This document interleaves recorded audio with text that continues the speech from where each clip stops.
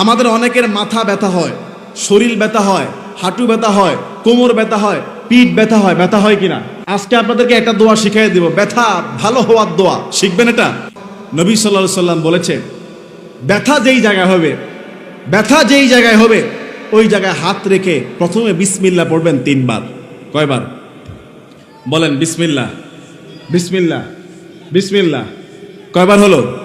3 বার। মনে করেন আপনার মাথা ব্যথা, মাথায় হাত ধরে বিসমিল্লাহ, বিসমিল্লাহ, বিসমিল্লাহ 3 বার এটা পড়বেন। এরপরে ছোট্ট দোয়াটা পড়বেন 7 বার। কয়বার?